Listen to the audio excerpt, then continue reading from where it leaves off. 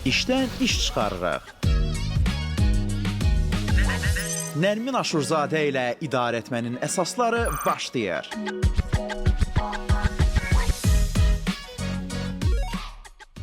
Hər vaxtınız xeyir olsun. Bugün biz yayda istehlakçı davranışları necə dəyişir bu haqda danışırıq. Həm söhbətim isə biznes konsultant Elxan Sultanlı olacaq. Elxan, xoş gəlmisiniz. Necəsiniz? Salam, çox sağ olun. Siz necəsiniz? Xoş gördük. Çox sağ olun və efirdən öncə biz müzakirə edəndə Elxan bəy vurğuladı ki, mənim ümumiyyətlə əsas işim şirkətlərdə satışı artırmaqdan ibarətdir. Bu cümlə mənim diqqətimi çəkdi ki, məsələn, satışı artırmaq qərarı birincisi nə vaxt verilir? Şirkət nə vaxt başa düşür ki, daha da artırmaq lazımdır və bunun üçün nədən başlayırlar? Bütün şirkətlərin bir təməl, belə deyək də, ağrısı var, dərdi var. Onlar satışın artırılmasını istəyirlər və nə qədər çox olsa o qədər azdır təsəvvürü ilə prosesə yaxınlaşırlar. Ona görə hamı, hər kəs, bütün şirkət sahibləri düşünür ki, onların satışı çox azdır və onlar necəsə onu artırmalıdırlar və mütəmadi başqa başqa yollara əl atırlar. Əllərindən gələni eləyirlər ki, burada elə bil marketinq büdcəsinin artırılması ola bilər, hardansa konsultant dəvət olunması ola bilər və yaxud da ki, hint-hənd dediyimiz hansısa başqa rəqib şirkətdə olan yaxşı kadrın oradan qoparılıb şirkətə cəlb olunması və s. bunlar istiqamətində çalışırlar mütəmadi olaraq. Bəs ən çox hansı yaxşı nəticə verir, hansı üsul? Bu, hər şirkətə görə fərqli ola bilər. Sözsüz ki, marketinq büdcəsi, misal üçün biz devalvasiya müddətində və ya pandemiya müddətində onu gördük ki, şirkətlərin ən birinci azaltdıqları xərc marketinq xərcləri idi. Bu köklü səhv idi. Çünki marketinq bu gün üçün deyil. Ortalama 1 il, 2 il sonra üçün atılan addımlardır. Bugün biz pul xərcləyirik ki, 2 il sonra bugünkü reklamımızı və yaxud da ki, digər müştəriyə toxunduğumuz hissədə müştəri bizi tanısın və daha sonra bizim sadiq müştərimizə çevrilsin. Aydındır. Və yay mövsümündə ümumiyyətlə istehlakçı davranışlar necə dəyişir? Bu haqda danışaq, amma gəlin həm də onu müzakirə edək ki, bilmirəm, bu hava artıq yay sayılır, yoxsa elə yay deyil? Artıq nəyəsə təsir edib müştərilərin davranışında? Ümumilikdə biz ölkə olaraq danışsaq, bu bəzi bölgələrə təsir göstərir. Xüsusən də havaların belə qeyri-stabil keçməsi ciddi mövzuda yay turizmini hətta mən deyərdim ki, bərbad vəziyyətə gətirib çıxarıb. Xüsusən də Bakı ətrafında olan istirahət mərkəzləri demək olar ki, işləməyəcək nöqtəyə gəlib çıxıblar. Bölgələrdə isə bu vəziyyət fərqlidir. Çünki bölgələrdəki uzun tətil müddətlərində 2 və daha çox gün tətil olan müddətlərdə bölgələrdə təzyiq artır. İnsanların belə deyək də Bakıdan böyük bir köçü yaşanır və eyni zamanda tətil müddətinə bir gün qalmış geriyə köç yaşanır. Mən deməzdim ki, bölgələrdə bu azalıb, aktivlik azalıb, əksinə artmağa doğru gedir. İndi onda ən yaxşı vəziyyət indi bölgələrdədir. Bəli. Yaxşı xidmət verən istənilən istirahət nöqtəsində hal-hazırda, xüsusən istirahət günlərində müstəsna belə deyək də iş var. Amma biz götürsək ümumiyyətlə məzuniyyət dönəmini Bakıda, xüsusən də Bakıda belə deyək də 9-6 işləyənlərin içərisində məzuniyyətini daha çox iyulun 15-i, avqustun 15-i aralığında götürürlər. Biz hələ ki o dövrə gəlib çıxmamışıq. Yəni o dövrdə böyük ehtimal ki, havalar da artıq stabilləşəcək və biz yayın hərarətini artıqlamasından hiss eləyə biləcəyik. Və insanlar əgər istirahət üçün artıq regionlara üst tuturlarsa, burada ilk ağla gələn otellərdir, istirahət mərkəzləri falan da, yəni onların biznesi işləyir. Sadəcə ilk ağlımıza bunlar gəlir. Başqa nə də məsələn satış edə bilər, kimlər öz biznesini yüksəldə bilər, amma çox da etmirlər. Deməzdim ki, otellərdir. Niyə? Çünki bölgələrdə olan otellərin eyni xidmətini verən Bakıda kifayət qədər otel var. Yəni bir insan niyə həmən pulu xərcləsin və burdan ora 3 saat, 4 saat avtomobillə hərəkət eləsin və eyni zamanda geri qayıtsın. Bu ümumiyyətlə belə bir anlayış var ki, Azərbaycanda rayona istirahətə gedib qayıdanda bir gündə istirahət eləmək lazımdır ki, insan özünə gələ bilsin. Çünki yolun bir yorğunluğu var. Sırf oteldə istirahət eləmək üçün insanlar getmirlər. Bizim ümumiyyətlə cəmiyyətimiz istirahəti yeməklə eyniləşdirir. Biz bir mənalı şəkildə X rayonumuzda yaxşı bir kafe var, restoran var. Orada bu və ya başqa formada hansısa yeməyi yaxşı verirlər. Ona görə mən insanlar tanıyıram ki, 300-400 kilometr maşın sürüb sırf o restoranda yeməyə gedirlər. Yəni gedib orada qalmalıdır, artıq otel tutur və ya günlük evlər kirayəyə götürürlər və s. Bu da onlara təsir göstərir. Amma Bakının özündə də, bölgələrdə də birmənalı daha çox restoranlar fəaliyyət göstərir turizm cəmiyyətində, nəinki digər belə deyək də istirahət sayılan hissələrdə. Aydın. İndi efirimizdə çox qısa reklam fasiləsi olacaq və qaydan kimi onu da soruşacağam ki, ümumiyyətlə isti havalar insanların xərcləmə vərdişlərinə necə təsir edir? Hər hansısa bir fərq varmı ya yox? Bununla bağlı müzakirəmiz Elxan Sultanlı ilə davam edəcək. Reklamlar. İş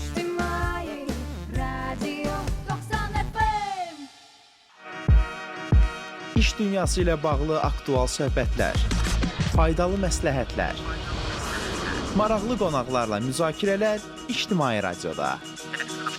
Nərmin Aşurzadə ilə idarəetmənin əsasları başlayır.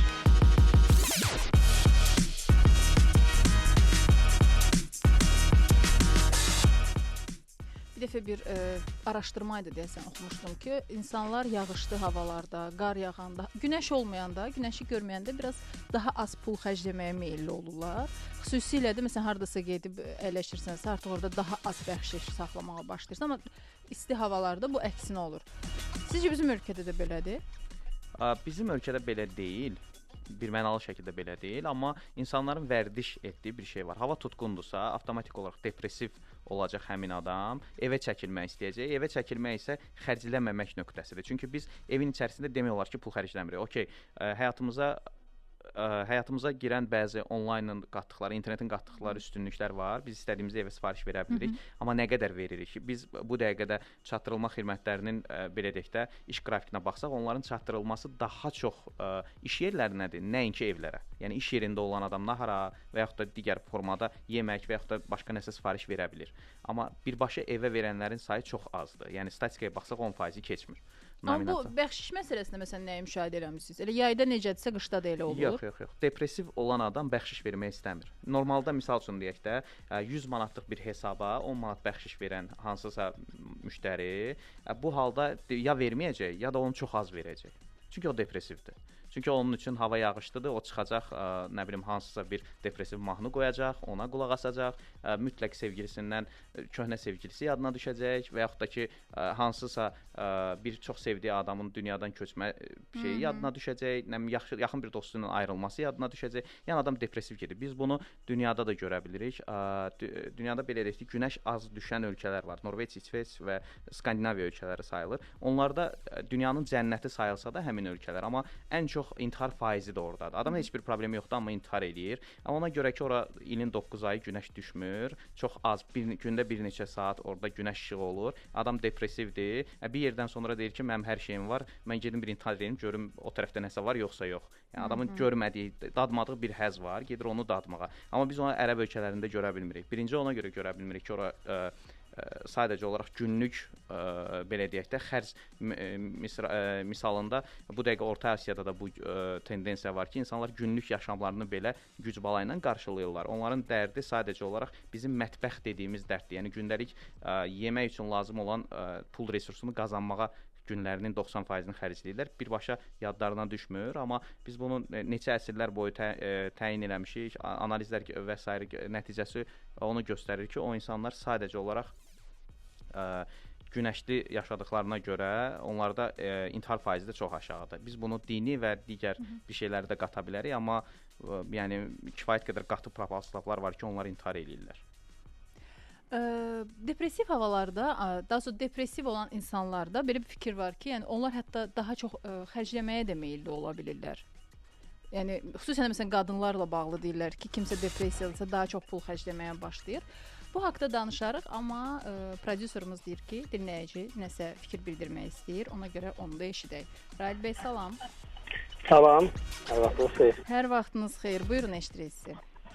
Mən qonağınızı salamlayıram, Elxan bəy. Çox sağ olun. Mənim bir sualım vardı. Biz mebel sahəsində fəaliyyət göstəririk. Mebel sahəsində satışı artırmaq üçün sosial şəbəkələr tamam, bunu bildik. Yəni müştərilərin belə deyək də belə bəyənməsi, tam deyək ki, müştəri məmnuniyyətinin də satışa artırılmasına müsbət təsiri bunlar da var. Digər nə məsləhət görə bilər mebel sahəsində satışı artırmaq üçün? Yaxşı sualdır. Mən də salamlayıram dinləyicimizi. Birmənalı şəkildə əgər satışı artırmaq istəyiriksə, bunu satışı bizim bəyəndiyimiz hansısa şirkətlər var. Hansı ki, onlar biz də onların yerində olsaydıq, biz də onlar qədər satış eləsəydik dediyimiz şirkətlər var. Biz sadəcə olaraq onların strategiyalarını kopyalamaqla da satışı artıra bilərik. Çünki onlar buna kifayət qədər pul xərcləyiblər, müəyyən resurs xərcləyiblər uzun illər. Onu kopyalamaq olar. İndi sizi linçləyəcəklər ki, çox yaxşı bir el deyimi var. Deyir ki, Amerikanı yenidən kəşf eləməyə ehtiyac yoxdur. Bu bir dəfə kəşf olunub. Onu eləyiblər və o da kopyalayıb, sadəcə olaraq kopyalayıb qoysa. Hər kopyalanan uğurlu olur sizcə? Düzgün kopyalanırsa bəli. Eyni biz ümumiyyətlə dünyada da belədir. Hər şey nəyinsə kopyasıdır. Hər generation özündən öncəki generationdan nəsə götürür, oradakı boşluqları bağlayır və tam mükəmməl eləməyə çalışır. Ondan sonra gələn də onun boşluqlarını bağlayır və belə mükəmməlləşə gedir. İndi mən satış adamı deyiləm, amma məsələn məndə nəsə sual yaranır, onları sizdən soruşmasam, o belə səhv düşünürəm, amma hər halda deyək ki, böyük bir şirkətdə məsələn milyonluq satışları var. Onun satış strategiyası ilə aya nə bilim neçəsə min qazanmaq istəyən şirkətin, kiçik biznesin satış strategiyası eynidir ki? Sadəcə olaraq onun xərclədiyi büdcə eyni deyil. Satış strategiyası eyni olur. Yəni bizim çıxmaq istədiyimiz bir kütlə var. O milyonluq şirkət də birdən-birə milyonluq şirkət olmayıb da. Nə vaxtsa o da Azərbaycan ən böyük 4 holdinqini biz saysaq, 30 il qabaq o holdinqlər sadəcə olaraq küçə ticarəti ilə məşğul olub, gündəlik bir neçə məhsul satan insanların qurduğu holdinqlərdir. Bu gün onların aylıq dövriyyəsi bir neçə milyondur. Ölkə iqtisadiyyatına birmənalı şəkildə fayda verirlər. Ən çox vergi verən şirkətlər və s. və s. Onlar 30 il qabaq indi sıfırdan başlayan hansısa yoldaşın yerində olublar da. O aydındır, amma başlanğıcda addımlar həmişə fərqli olur. Təbii ki, orada zamana və məkana görə addımlar var da. Yəni 30 il qabaq o adam sosial medianın gücündən istifadə eləmirdi, amma bugünkü sahibkar birbaşa olaraq heç bir müəssisəsi olmadan belə sadəcə olaraq bir sosial media hesabı açıb, orada reklamla müəyyən bir nəticələrə gəlib çıxa bilir. Orada zaman və məkan var. Xüsusi bir satış strategiyası da yoxdur ki, biz deyək ki, mebel sahəsində biz bunu eləsək, bu uğurlu olacaq. Bir neçəsi yoxlanılır. Biz misal audit elədiyimiz bütün şirkətlərdə də bir neçə üsul veririk ki, siz bunu yoxlamalısınız. Yəni heç bir halda məsələn Anar Bayramovun yaxşı bir sözü var. O deyir ki, strategiya Quran ayəsi deyil. O tutmayanda onu dəyişmək lazımdır. Bu gün biz bu metodla gedirik. Deyək ki, sosial media aylıq $2000 reklam büdcəsi xərcləyirik və bizə deyək ki, 20.000 manatlıq bir satış verir. Sabah bu model işləməyə bilər və X bir dənə model işləyə bilər və yaxud da ki, agent məsələləri var. Bayaq verilişin əvvəlində mən dediyim hit-hunt məsələləri var ki, siz X bir dənə şirkətdəki orada deyək ki, 1500 manat əmək haqqı alır. Siz o həmin əməkdaşa təklif edirsiniz, mən sənə 2000 manat əmək haqqı verəcəm, gəl mənim üçün işlə. O adamı necəsə maraqlandırıb götürə bilsə, onun gördüyü strateji addımları gətirib tətbiq eləmək istəyəcək. Məncə uğurlu olmayacaq o. Çünki onlar orada başqa cür sistem, başqa pullar, başqa xərclər, yəni o başqa cür öyrəşir. Amma kiçik biznesdə sanki bir qədər fərqli yanaşma lazımdır. Ya biz prosesə necə baxaq? Biz maşın yarışı kimi baxaq da. Siz hansısa milyonluq maşında daha sürətli gedəcəksiniz, daha komfortlu gedəcəksiniz. Hansısa 10 minlik maşında nisbətən sürətiniz zəif olacaq, komfortunuz az olacaq, amma siz də həmin yolu gedəcəksiniz. O adam o yolu 3 saata gedəcək, siz deyək ki 10 saata gedəcəksiniz. Nəticə etibarilə o yolu gedirsiniz. Təbii ki, onun qədər qazanmayacaqsınız, onun qədər sürətli qazanmayacaqsınız və bu və digər formada sizin müəyyən maneələriniz olacaq. Bir də ən əsas hal-hazırda ki, bizim müştərilərimiz var da, razı müştərilərimiz var. Deyək ki, Rahid bəy idi, səhv eləmirəmsə, sual verənin. Hazır müştərilər var ki, onlar razıdırlar. Sadəcə olaraq onların referansı əsasında da satışlar eləyə bilər. Məsələn, bizim hal-hazırda şirkətlərdə qurduğumuz satış strategiyasının bir 70%-də referal marketinq işlədirik. Yəni razı müştəri var, razı müştəriyə bizdən gedir ki, məsəl üçün siz gəlmisiniz, Nərmin xanım, bizdə deyək ki, müştərimiz olmusunuz, razı qalmısınız. Sizin ətrafınızda varmı bunu istəyən? Sizin adınızdan biz onlara endirim verə bilərik. Deyək ki, sizin qohumunuz, tanışınız, iş yoldaşınız, qrup yoldaşınız, kimsə, ətrafınızda olan adam gəlir, siz onun əlaqə nömrəsini verirsiniz ki, məsəl üçün Aysel adında bir xanım var, o da deyək ki, avtomobil almaq istəyir. Bizdə hansısa avtosalon sahibiyiz. Zəng gedirik ona, deyirik ki, Nərmin xanım bizdən deyək ki, 3 ay qabaq bir avtomobil əldə eləmişdi, çox razıdır. Sizin adınızı verdi və dedi ki, biz sizinlə əlaqə saxlayaq, siz də avtomobil almaq istəyirsiniz və buna görə də biz sizə deyək ki, 5% endirim eləyəcəyik. Sınanıb da bu, sınanır bizdə. Təbii. Ən çox hansısa, məsələn, mebeldə bunu tətbiq etmək olar? Təbii ki, olar. Mebel əsasən Azərbaycanda nə vaxt alınır? Cehizlik sənayesində daha çox alınır da. Yəni o kütləyə vurmaq lazımdır. Və cehiz alan bir mənalı şəkildə 18-23 yaşındakı xanımlar deyil. Onun 40 və daha üst yaşında olan valideynləridir. O kütlələr hansı verilişə baxırlar TV-də. O verilişlərə reklam vermək lazımdır. Yəni əgər biz ümumi danışsaq, təbii ki, onda büdcə varsa, orada kütləvi büdcədən söhbət gedir. Eyni zamanda onlar haralardan alış-veriş eləyirlər. Hal-hazırda onlar üçün tutumlu nə var? Onların alış-veriş belə deyək də məbləği nə qədərdir? Onlar bunu kreditlə mi almaq istəyirlər və ya birbaşa nağd ödəniş eləyib hamısını ala biləcəklər? Hansı müddətdə kreditlə ala biləcəklər? Məsələn, insan var ki, deyir mən 24 aylıq olsaydı kredit şərtləri alardım, 12 aylıq mənə uyğun deyil. və ya 36 aylıq almaq istəyirəm. Bu və digər formada birinci müştəri analizi çıxmalıdır ki, bizim müştərimiz kimdir? Biz kimə məhsul satırıq? Məhsulun sahibi kim olacaq? Pulu kim verir? Bu uşaq sənayesində də belədir. Uşaq məhsulları satanda müştəri uşaqdır. Yəni orada 2 nəfəri inandırmalıdır. Həm onun valideyni inanmalıdır ki, bu məhsul ən yaxşısıdır, ən keyfiyyətlisidir və ən uyğun qiymətədir. Həm də uşaq inanmalıdır ki, bununla mən həzz ala biləcəm. Bu çox çətindir buna satmaq. Çünki ikisini də psixologiyanı yaxalamaq və s. çox belə çətindir. Yay ayları məsələn uşaq oyuncaqları, geyimləri bu sektora necə təsir edir? Qidalar da ola bilər. O sektor məncə yəni bizim ümumiyyətlə cəmiyyət olaraq həmişə özümüzdən öncə kimlərisə daşıyırıq da, yəni çiynimizdə. Xüsusən bu bəylərdə belədir. Onlar birinci öz ata və analarını, balaca kiçik qardaşları varsa, daha sonra həyat yoldaşları, sonra övladlarını çiynlərində daşımaq məcburiyyəti görürlər. Və bizim cəmiyyətdə belə bir şey var ki, sevə-sevə eləyirlər. Nə? Tamam, sevə-sevə deyək, amma məncə bu məcburiyyətdir, çünki o kodla gələn bir şeydir. Biz özümüzdən sonra nəsə qoyub getmək istəyirik. Yəni maksimum 100 il yaşayacağıq və 100 ildən sonra bizi kimsə təmsil etməlidir. Özlərindən sonra nəsə qoyub getmək istəyirlər və o birmənalı şəkildə kimlər ki, hansı travmaları alıblar, məsəl üçün mənim uşaq vaxtı velosipedim yoxdur deyən adam mütləq uşağı ayaq açan kimi ona birinci velosiped alıb verəcək. Nə bilim, mən universitet oxumamışam, o vaxt imkanımız çatmadı. Mütləq övladını göndərəcək universitetdə və hər şeyindən keçəcək ki, o universitet təhsilini ala bilsin. Bu və digər formada, yəni övlada xərclənən pul, xüsusən də kiçik yaşlardakı xərclənən pul məncə ilin 12 ayı eyni olaraq qalır. Bu bölgələrə görə dəyişə bilər. Bəzi bölgələrdə bu arta və ya azala bilər. Onda bir əgər ümumiləşdirmə etsə, indi bu dövrdə kim daha çox satışa fokus olmalıdır? Kimlərin mövsümüdür? Hal-hazırda turizm mövsümüdür. Hal-hazırda misal üçün geyim mövsümüdür. İnsanlar tuta bilmirlər ki, nə geyinəcəklər. Səhər kurtka ilə evdən çıxır və günorta qısa qoldadır. Axşam yenə kurtkaya ehtiyac duyur. Biz nəzərə alsaq ki, Azərbaycandakı insanların 76%-dir, səhv eləmirəmsə, şəxsi avtomobildən istifadə eləmir, ictimai nəqliyyatdan istifadə eləyir. Bu adam nə etməlidir də? Okay, mən avtomobili olan insanları başa düşdüm ki, kurtkadı çıxardacaq, qoyacaq avtomobilin içərisinə, soyuq olacaq, geyinəcək, olmayacaqsa şey eləyəcək də. Yəni o yenə də avtomobilə geri qaytaracaq, amma avtobusdan istifadə edən, metrodan istifadə edən bu və digər formada insanlar necə eləyirlər, mən onu bilmirəm və bu birbaşa olaraq geyim sənayesinə təsir göstərir. Biz bunu onlayn alışlarda da görürük. Xüsusən xaricdən verilən sifarişlərin birdən-birə yüzlərcə qat artmasının ana səbəblərindən biri budur. Amma geyimə təkcə mövsümi məhsul kimi baxmaq da məncə doğru deyil. Yəni ilin bütün dövrlərində, xüsusən də bizim hal-hazırda bu il nə müşahidə etdikdə, o sizin dediyiniz kimi havalar bütün mövsümdə əslində fərqli olurdu. İsti, soyuq, isti, soyuq. O yəqin ki, o deməkdir ki, yəni bütün dövrlər üçün aktualdır. Bütün dövrlər üçün aktualdır, çünki insanın təbii ehtiyaclarından biri geyimdir. O nəticə etibarilə nəsə geyinib çıxmalıdır. Mütləq ki, onun geyimi olmalıdır. Sadəcə olaraq burada belə bir dənə vəziyyət ortaya çıxır ki, geyim ilk beşlikdədir. Yəni ilk yerdə deyil. Yəni o ac qalıb geyim almayacaq özünə. Birinci aclıq ehtiyacını ödəməlidir, sonra qorunma ehtiyacını ödəməlidir, sonra geyim ehtiyacını ödəməlidir. Geyim də elə bir şeydir ki, misal üçün də mən X bir dənə köynək alıram və ya şalvar alıram, onu 1 ildə geyinə bilərəm, 3 ayda geyinə bilərəm və ya 5 ildə geyinə bilərəm. İnsan baxır ki, onun kapitalı azdır, o şalvarı məcbur 1 il geyinir, 1 ildən 1 alır. Hansı ki, kapitalizasiyası yaxşı olsa, gəliri istədiyi qədər olsa, o bəlkə də 3 gündən 1 ala bilər. Bu əsasən xanımlarda.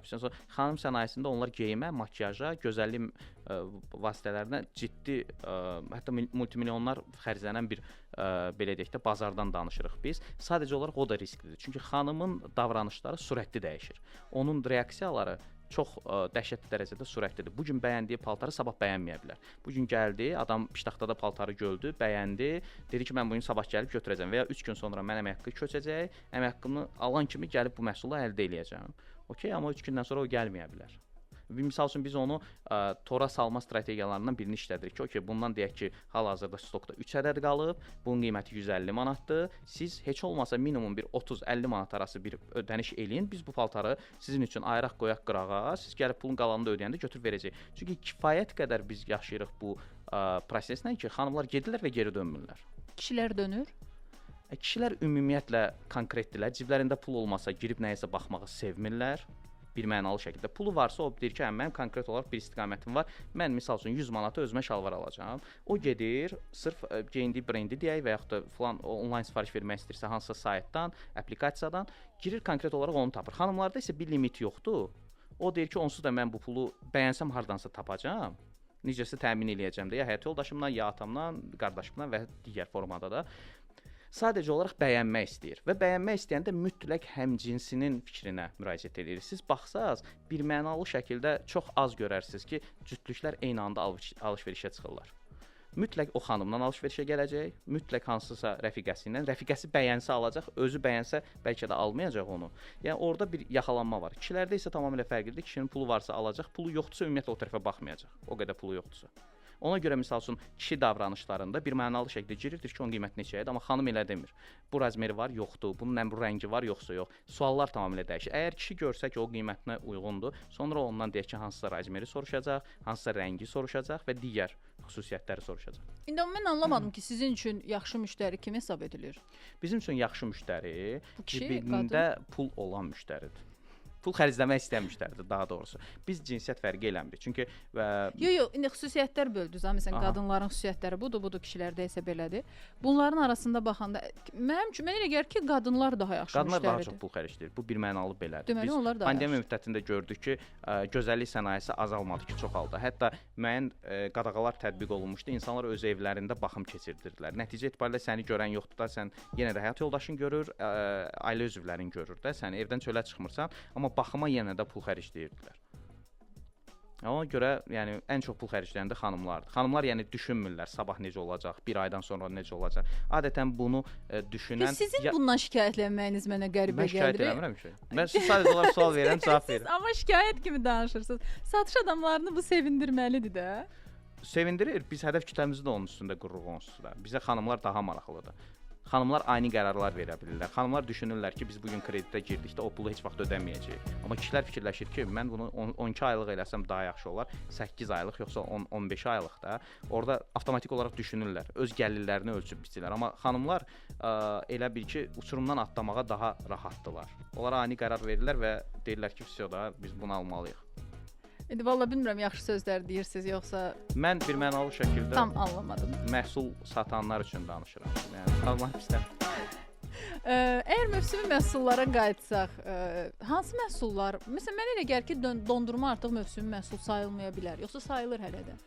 deməzdim. Ümumiyyətlə sırf yemək sənayesində mövsümi məhsul anlayışı artıq qalmır. Biz ilin 12 ayı istədiyimiz məhsulu mağazadan tapa bilirik də. Nəticə etibarilə qiymət strategiyası fərqlidir. Yəni yay məhsulunu biz qışda alırıqsa təbii ki, bir neçə dəfə baha alacağıq. Amma artıq o pafos ortadan qalxıb ki, biz mütləq məsəl üçün yaxşı qarpız yemək üçün qışı iyul ayını gözləməliyik, avqust ayını gözləməliyik və ya dondurma yemək üçün mütləq yenə də may ayından sonrakı dövrü gözləməliyik. Və yaxud da nar almaq üçün misal üçün mütləq payızı gözləməliyik. Elə bir şeyə ehtiyac olmur. Biz ilin 12 ayı sadəcə olaraq ən yaxın maksimum 5 kilometr radiusda olan istənilən mağazadan onu böyük supermarketlərdən əldə edə bilərik. Onda əgər məhsulda da mövsüm anlayışı qalmayıbsa, digər sahələrdə yəqin ki, ümumiyyətlə yoxdur. Ümumiyyətlə insanlar hal-hazırda o istirahət anlayışı biraz dəyişməyə başlayıb da. Yəni əvvəl istirahət eləmək deyəndə insanlar mütləq ailəvi şəkildə yığışırdılar, nə bilim bir neçə günlük harasa gedirdilər və s. və s. İndi isə artıq onu da yaxınlaşdırıblar. Biz necə ki ilin 12 ayı istədiyimiz mağazadan 4-5 kilometr radiusdakı mağazadan məhsulu alıb tükətə biliriksə, istirahət də elədir. Uşaq əyləncə mərkəzləri hər yerdə var. Bütün Bakının qəsəbələrində ən ucqar nöqtəsində belə var. Eyni zamanda bölgələrdə bu belədir. Çox az rayon ola bilər ki, və yaxud da ki, rayon statusunda olan şəhər ola bilər ki, onlarda böyük uşaq əyləncə mərkəzi olmasın. Hər yerdə var və hamısı da misal üçün axşam saat 5-dən sonra demək olar ki, orada yer tapmaq olmur saat 9-a kimi falan. Yəni onlar artıq öz kütlələrini götürüblər və bu anlayış bir mənalı şəkildə paytaxt Bakıdır, mərkəz Bakıdır, Bakıda olacaq deyə bir şey yoxdur. Mən tez-tez bölgələrdə oluram, kifayət qədər inkişaf ediblər və kifayət qədər də istirahət anlayışına həm özləri üçün, həm övladları üçün pul xərcləyirlər.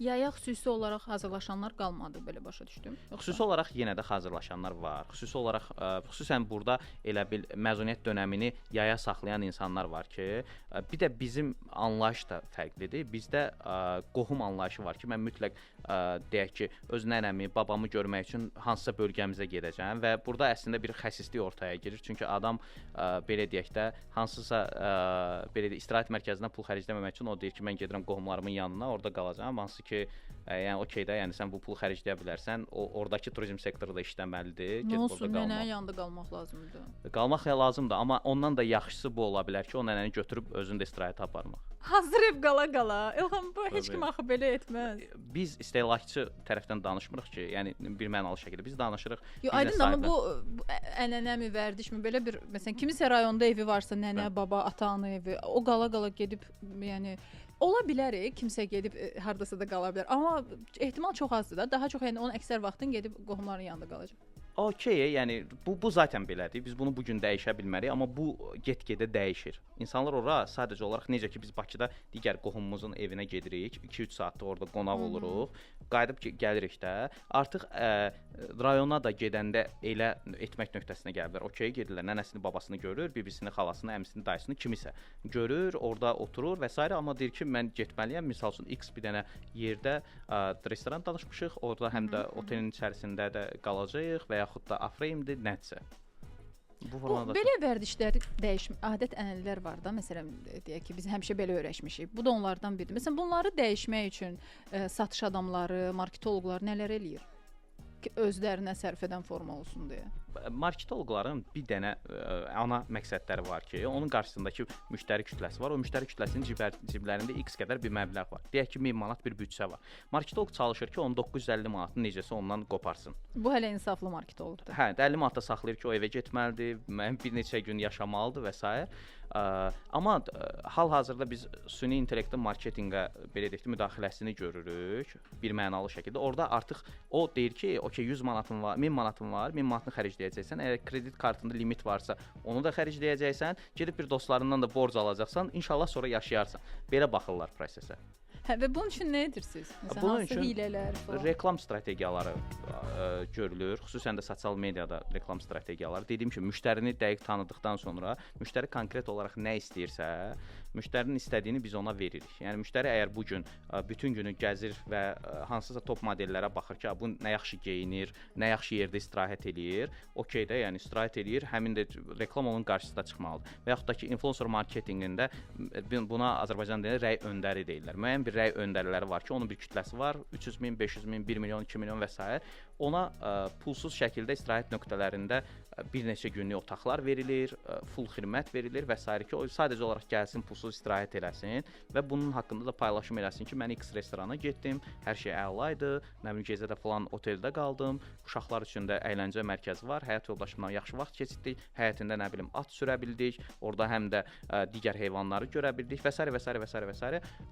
Ona baxan artıq deyək ki, 30 yaşındakı hansısa 3 ildir, 5 ildir, 10 ildir evli olan xanım və ya bəy avtomatik olaraq çeklistinə yazır ki, mən gələn ay məzuniyyət götürəcəm, indidən buna rezerv edeyim, qoy buradan müəyyən bir indirim ala bilirim. Bir ay öncədən ödəniş elədiyimə görə, check-out elədiyimə görə mütləq şəkildə mənə bir indirim verməlilər, belə yaxınlaşır və bu, belə deyək də, yumşaq dildə desək, tora düşür insanlar. Aydındır. Mən istəyirəm ki, biz sonda ümumiyyətlə bəzi aylar olur ki, məsələn, yanvar üçün ən çox deyilir də, insanlar artıq dekabrda bütün pullarını xərcləyirlər, yanvarda çox da pulları olmur, satış və marketinqdə olanlardan bunu tez-tez eşidirik. Bu ilin sadəcə bir dövrü belə olur ki, siz hər biriniz başa düşürsünüz, yoxsa başqa aylarda belə var? Bu əslində biraz mifdir. Niyə görə? Çünki dekabrda marketoloqlar, satış adamları hədəflərini 3 dəfə vururlar. Bu o deməkdir ki, 3 aya eləyəcəkləri dövriyyəni 1 ayda elədilər. Əslində sənin resursun var ki, növbəti 2 ayda gözləyəsən də. Amma yanvarın 15-dən artıq ölkə normal vəziyyətdə düşür də. Yəni hamı istirahətdən qayıdır. Maksimum istirahət günü ayın 7-sinə qədər olur. 7-sindən 15-nə qədər minimum 1 həftə vaxt keçir. Yəni insanlar artıq cəmiyyətə də qayıdırlar, istirahətdən də qayıdırlar falan. Artıq o bizim paytaxt salatı zarafatı var da. Siz neçə gün evdə paytaxt salatı yeyirsiniz. Artıq o paytaxt salatı da tükənir. Bu məcburdur gedib nəsə alsın. Ona qalsa məsəl üçün Novruz bayramında bizim ənənələrimiz daha çoxdur. Şəkərbura, paxlava, plovlar bişir və onda belə deyək də, xüsusən supermarket sənayesi çökmə nöqtəsinə gəlir. Niyə görə? Bayramından sonrakı bir həftədə. bayrama kimi onlar kifayət qədər dövriyə eləyirlər. Burada da əslində görmək istədiklərini, daha doğrusu insanlara çatdırmaq istədiklərini deyirlər. Siz həmin günə kimi, deyək ki, martın 21-i bayram günüdürsə, martın 15-dən 20-sinə kimi kifayət qədər dövriyə eləyirsiniz, hansı ki, bəlkə də 2 aylıq dövriyyənizi bir həftədə eləyirsiniz və yekunda sonra da istehlakçıya deyirsiniz ki, o istehlakçı evdə çox məhsul alıb, bir həftə deyək ki, o məhsulu evdə tükətəcək deyə mənə yeni məhsul almır. Ümumiyyətlə kapitalizmin qaydası budur ki, insanlar hər an xərcləməlidirlər. Yəni aktivdirsə, həyatdadsa, nəfəs alırsa, necəsə pul xərcləməlidir. Biz əslində bunu yaşayırıq həyatımızda. Çünki bu dəqiqə mən evdə deyiləm, amma bizim kommunal ödənişlərimiz bu an üçün bir ödəniş yazılır, internetin müəyyən ödəniş yazılır və s. və s. də yüzlərlə belə metod saya bilərik də və yaxud da ki, mobil rabitə xərclərim mən aylıq paket götürürəm və o istifadə eləsəm də eləməsəm də hər ay o paketi yeniləyirəm də. Nəticə etibarilə dünyada son xüsusən də 40 ildə abunələşməyə daha çox gedirlər. Bütün şirkətlər çalışırlar ki, necəsə abunə eləsinlər, o hər ay müstəqil formada özü istəyərək o pulu ödəsin və o abunəlik haqqına görə şirkətlər ayaqda qala bilsinlər. Bunu biz turizmdə də görürük, insanlar bunu eləyirlər. Siz bu mövsümdə əgər ilk belə 3 istiqamətin adını çəksəz və biznes sahəsinin adını çəksəz, hansılar olardı ki, onların indi doğrudan da böyük satışları olmur. Məsələn, xüsusilə də kiçik sahibkarlıqda və onlar bu dövrü necə keçirməlidirlər? Ümumiyyətlə kiçik sahibkarlar əgər elastik deyilsə, kiçik sahibkarın üstünlüyü odur ki, o çox elastikdir. Məsələn, böyük holdinqdə qərar vermək üçün qərarı hansısa adam götürür, buna layihə hazırlanır, layihə gedir idarə heyətinə, idarə heyəti xüsusi iclas keçirməlidir, mütləq 5 nəfər olmalıdır ki, qərar qəbul olunsun. Amma kiçik sahibkar belədir ki, anında bir şey beyninə düşür, qərarını verir və bir saat sonra artıq onu tətbiq eləməyə başlayır. Amma böyük holdinq də bu ortalama bir həftə çəkir. O orada qazanmalıdır. Kiçik sahibkar əgər elastik zamana görə, məkana görə, bugünkü dünyanın tələblərinə görə elastik formada hərəkət edə bilmirsə, o bir yerdən sonra onsuz da yox olub çıxıb gedəcək. Bu belə deyək də pis də səslənsə bazarın cəngəllik qanunlarının qaydasıdır. Ana qaydası budur. Sən güclüsənsə ayaqdasan, güclü deyilsənsə səni kimsə udacaq və sən də kimlərinsə əməkdaşına çevriləcəksən. Bu və ya başqa formada belədir. Period dönür. Biz kifayət qədər böyük şirkətlər görürük ki, 5 il qabaq bazardaydılar, hətta bazarın liderləri idi, amma bu gün bazarda yoxdular. Eyni zamanda bu gün bazarın liderləri olanlar nə vaxtsa olmaya bilərlər, əgər ayaq uydurmurlarsa.